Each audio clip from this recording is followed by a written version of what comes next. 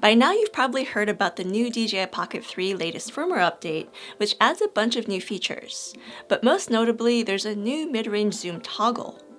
I'm a little late to the game because I just installed it, but one thing I was really curious about was how the new zoom quality compares not only to the existing digital zoom on the Pocket 3, but also to the Insta360 Ace Pro 2, which has a similar feature called Clarity Zoom, and also the zoom on my iPhone.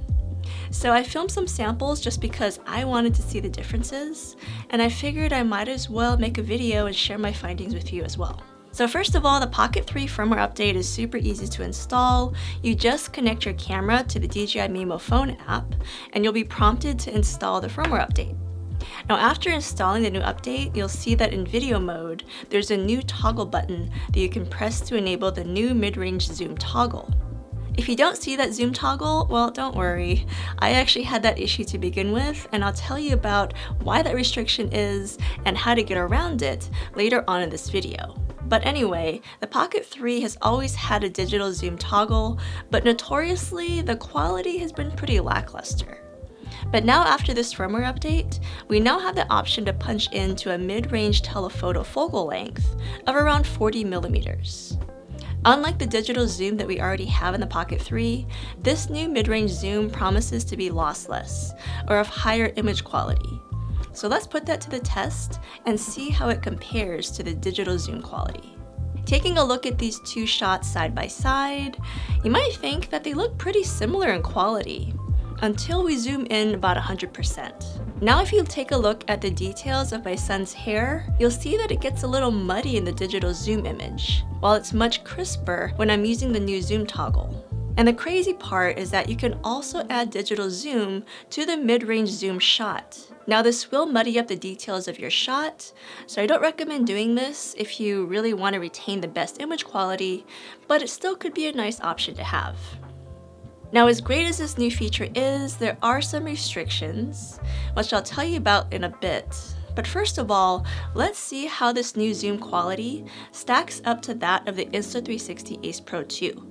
Now looking at the image quality side by side, I don't see an enormous difference in quality. But if I had to nitpick, I think the Pocket 3 has slightly more detail. But as I was running this test, I ran into a bigger problem with the Ace Pro 2, which is its much farther focusing distance. So many times, the subject I was trying to focus on was blurry on the Ace Pro 2, even though the camera was the same distance away as the Pocket 3. Now admittedly, the Ace Pro 2 is not meant to do close-up shots like the Pocket 3 can, so it's just a restriction you have to understand if you're going to be shooting with this camera. But anyway, why is this new zoom feature so important? Well, for as much as I love the Pocket 3, the only time I typically don't reach for it is when I need to zoom into a shot. In these cases, I usually reach for my iPhone if I'm trying to be super minimal with my gear. But now with this new mid-range zoom option, it gives me more flexibility to use my Pocket 3 in a bigger variety of situations. As an example, I recently filmed some B-roll of the new DJI RS4 mini gimbal outdoors with my Pocket 3. And due to the way this park table was positioned, I had to have my Pocket 3 a certain distance away. It was a lot farther away than I would have liked, so typically in cases like this, I'll crop into the shot to get the final look that I'm after. But now, instead of doing that, I can use the new zoom feature on my camera. So earlier I mentioned some restrictions, so let's talk about those. First of all, this new zoom toggle is only available in regular video mode when you're using the normal color profile. I found this out the hard way as I shoot 90% of my DJI Pocket 3 videos in D-Log-M. I did the firmware update, and for the longest time, I couldn't figure out how to enable this new feature.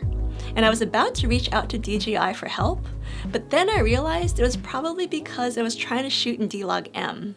And unfortunately, you can't use this feature if you're trying to shoot in D-Log-M or HLG HDR.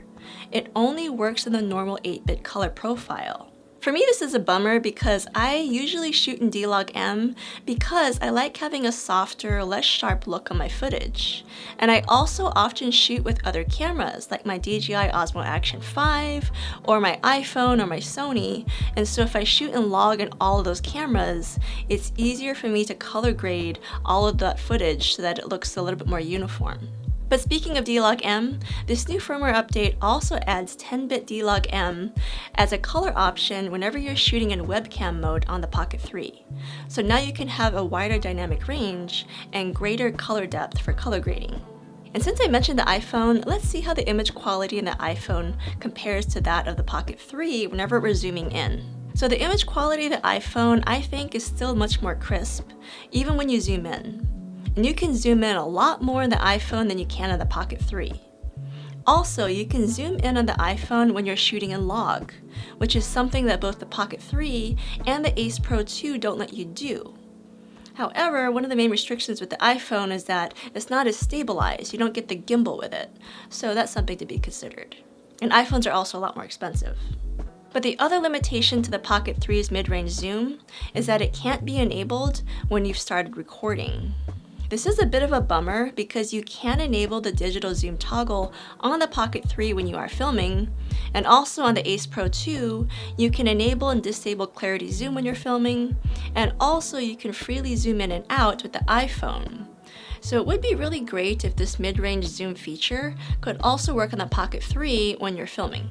Finally, there's one other noteworthy new feature that the firmware update brings. And usually it's reserved for pro-level cameras. It's pretty rare to see it on a smaller camera like this. And that feature is breathing compensation. This is when a camera lens changes its view just a little bit when you change what it's focusing on. So imagine like you're looking through a telescope, and as you focus on something closer or farther away, the view changes ever so slightly, making things look bigger or smaller. That's kind of what focus breathing does, but in cameras, it can make your video or photo look like it's zooming in or out just a little bit when you change focus. And this new feature aims to make that whole process a little bit more smoother in camera. So anyway, those are the main new features that the new firmware update brings to the Pocket 3. Let me know what you guys think in the comments down below, and also what other features do you want to see improved on the Pocket 3?